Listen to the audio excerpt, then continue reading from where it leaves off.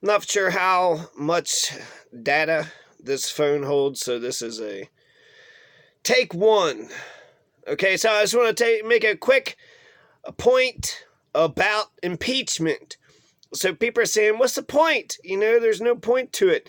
Nancy Pelosi was right when she said that impeachment is forever. There was a meme that had said that John McCain was quoted as saying he likes his presidents who weren't impeached. And that's absolutely right. So that's a stain on his legacy. It's, a notch against him, and it's bad overall. Even Bill Clinton, which I think was out of the 4 times that impeachment was actually, 3 times impeachment was actually filed, but impeachment got Nixon to resign. So that was an impeachment that was the most consequential. But Bill Clinton was in the right. He should not have been, perjury and all this other shit. It was a blowjob. Monica Lewinsky blowjob impeachment.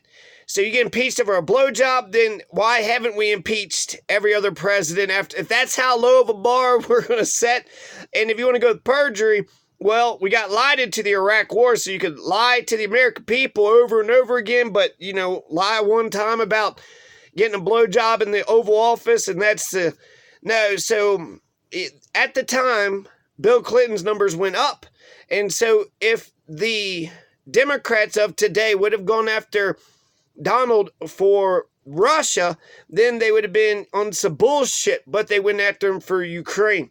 And he's guilty of what they're saying that he was doing. It's abuse of power. It absolutely is. Contempt of Congress, 100%. We also, as the American people, get to see just how corrupt these pieces of shit are. These pieces of shit are so fucking corrupt. They're above the law. When it comes to their trial, right, you could, some local police officer, some corrupt, say they're in Alabama, they planted some crack on you, they could haul you off, into jail, put charges on you, and make you serve, 5-10 years or so in jail on some bullshit charges, and yet, in order, for the top dog, who's probably never had to, he's rich, right? So he just pays lawyers and shit. This is the only punity, right, that we might actually get. And this is it, So anyways, it was a bullshit trial. Everybody knows, no documents, no evidence, no witness testimony. Saturday Night Live did a great follow-up where they actually imagined what a good trial would have looked like. But if you look at history, I guess that's really the whole point of this thing. If you look at history, impeachment is not a good thing. You do not want to be an impeached president. How does that really help you? How can anybody really, maybe if you're impeached on some bullshit, but look at Bill Clinton. Okay, his poll numbers went up, initially. So his poll numbers went up initially, but who got elected in 2000? So he's impeached, he's acquitted, but Al Gore loses in 2000, right? Because of Pat Buchanan. Pat Buchanan was a third party, took votes in Florida, and it was bigger than the spread. No, it was actually Jill Stein. Jill Stein is the reason.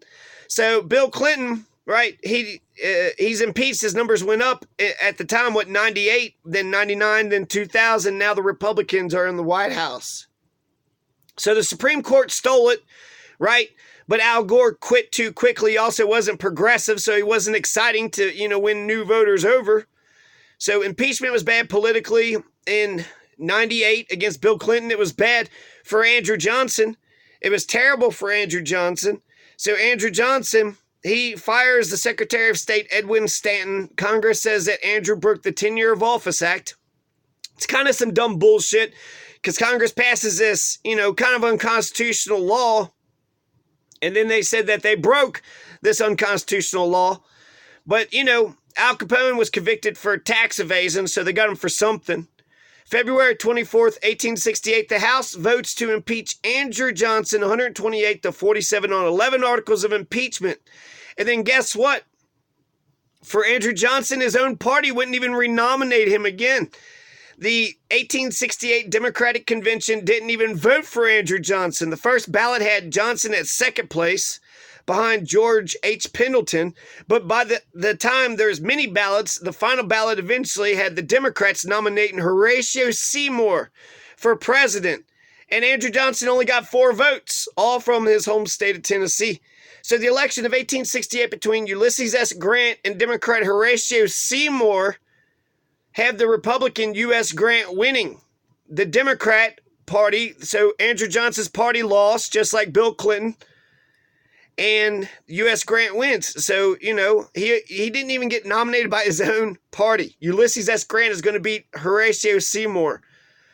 So that was bad for Andrew Johnson. It was a one-term president. So Bill Clinton, that was his second term, so he couldn't have been stopped. He was already term limited anyways. But his whole thing is to pass the baton, to choose the successor. How many republics and regimes have come crumbling down because people did not pick the successor? They didn't decide who was going to take over after the king or president or whoever dies.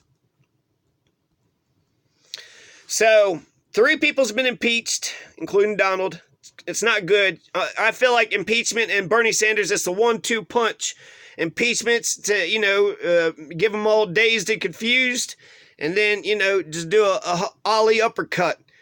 And then now we got Bernie Sanders as president. Now we have, we don't have to worry about people who are sick and who need to get some education and who need to get, banking services, police brutality when it comes to legal marijuana, when it comes to post offices, turning into, when it comes to fighting for 4-H, when it comes to fighting for Social Security.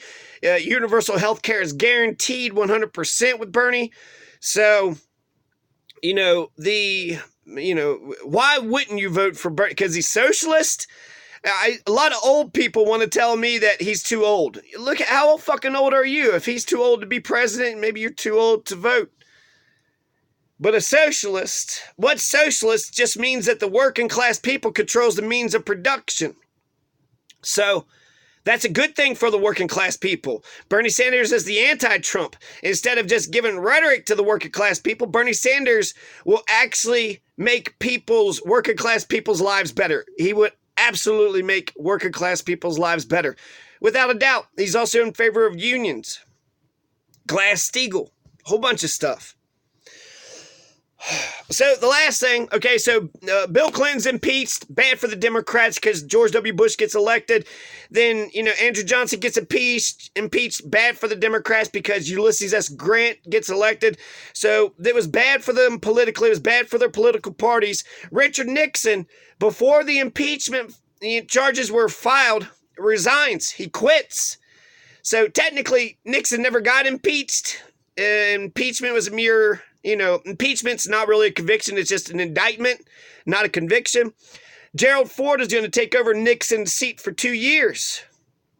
That's when Congress cuts the purse strings for the Vietnam War on Gerald Ford's watch. So he ultimately gets victory and ending the Vietnam War. Then Republican Gerald Ford loses to Democrat Jimmy Carter in 1976. So Gerald Ford loses to, every time the opposite party wins the next election. Right? Gerald Ford, he had to deal with this impeachment Congress, and he actually, was pushed to do more liberal things than what he probably wanted to do. But Gerald Ford ends the Vietnam War, but he loses to Jimmy Carter in 1976. So that was bad for the Republicans when Nixon almost got impeached. It was bad for the Democrats when Andrew Johnson got impeached. It was bad for Bill Clinton when Bill Clinton got impeached. It's bad for Donald when he got impeached. It's bad politically. It's a stink on their legacy. It's a chink in their armor. So, yeah, it's a tiny hole in the hull of the Titanic. It's basically saying you do not have the confidence of the American people. It's small, but eventually, like the Titanic, just a little iceberg, right? Sinks the whole ship. And, like diamonds, impeachments are forever. Look at how they view fairness.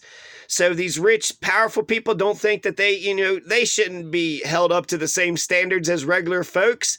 They don't, witnesses and documents. Why must we? It's all politics.